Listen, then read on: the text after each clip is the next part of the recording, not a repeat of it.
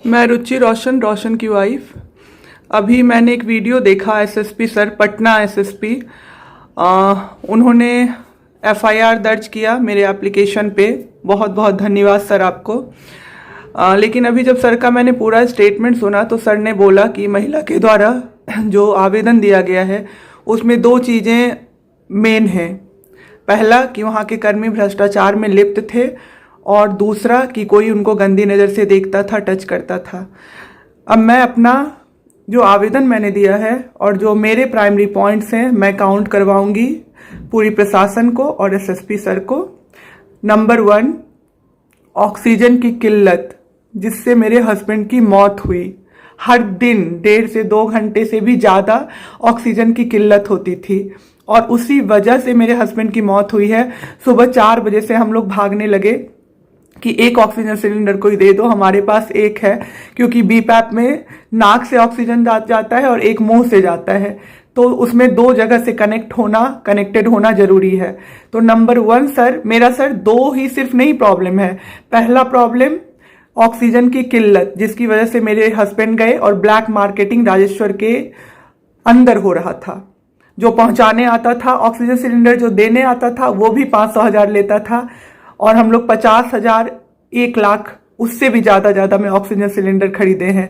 Number 2 जो मेरा point है वो ये है कि मेरे हस्बैंड को 2 से 3 दिन मेडिसिन मिस हुआ है। पहला एक दिन जब मेडिसिन मिस हुआ, पूरे रात का मेडिसिन मिस हो गया, जिसमें से कि एक मेडिसिन था डॉक्सी, एक मॉन्टास और बहुत सारे थे जो मुझे एक सही से मुझे नहीं पता, लेकिन उसमें से एक मेडिसिन था जो एंटीबायोटिक था, एक था जो ब्लड को थिन करता है जो कि सबसे जरूरी था कोरोना में, और ऐसे ही सारे जिंक था। सारे जो मेन मेडिसिन थे सारे मिस हो गए।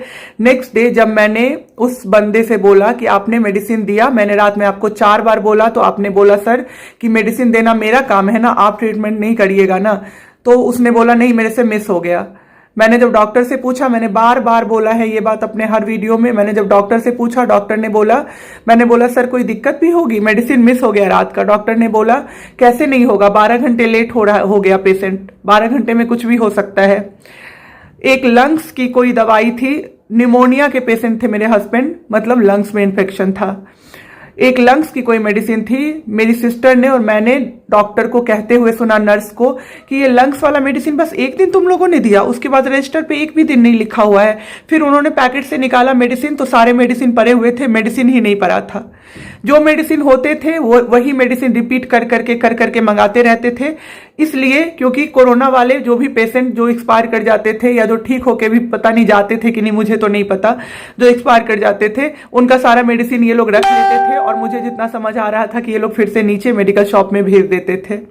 तीसरा जो मेरा पॉइंट है वो ये है, डॉक्टर अखिलेश जो नाइट ड्यूटी में रहता था, जो गंदी हरकतें करता था, जो बदमाशी करता था, और करप्शन वाली चीज, एक स्वीपर से लेके सारे स्टाफ वहां करप्शन में लिप्त थे।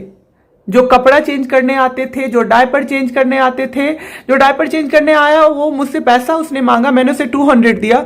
उसने कहा इतना लंबा चौड़ा आदमी है, 200 दे रही हो मुझे, इतना लंबा चौड़ा आदमी है, 200 दे रही हो मुझे। उसके बाद आप लोग ये हाईलाइट कर रहे हो कि बस मेरे 2 पॉइंट्स हैं, पहला वो डॉक्टर अखिलेश की गंदी नजर और दूसरा वो भ्रष्टाचार। क्या बात कर रहे हैं सर? मेरा पूरा आप स्टेटमेंट देखिए, मैंने जो आवेदन दिया है वो देखिए कि उसमें क्या क्या पॉइंट्स मेन हाईलाइट किया है मैंने।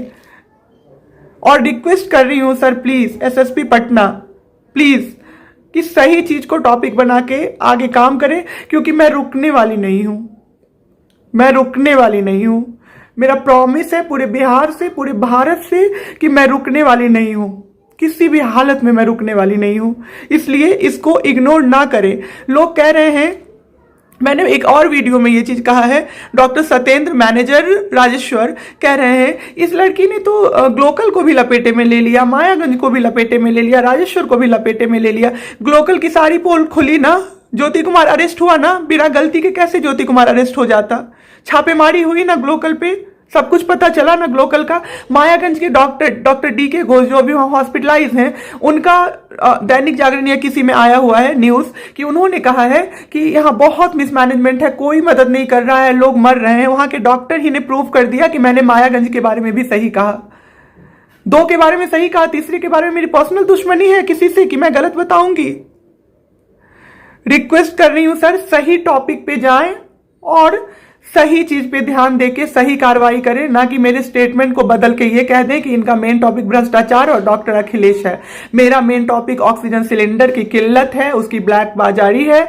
मेरा मेन टॉपिक मेरे हस्बैंड का मेडिसिन मिस होना है। मेरा मेन टॉपिक मुझे बोला गया, आपको तो इतना किया गया कि अटेंडेंट को कोविड वार्ड में रुकने दिया गया।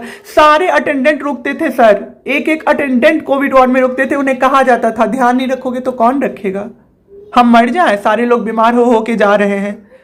तो आपने कोई फेवर नहीं किया मुझे रुकने देने के लिए। आपका काम मैंने वहां पे किया, जो आपका काम था वो मैंने हस्बैंड के लिए अपने किया। तो मेरे टॉपिक को चेंज ना करें, मेरा जो मेन टॉपिक है उसको मेन टॉपिक रहने दें, उसको दूसरी दिशा ना दें। Thank you.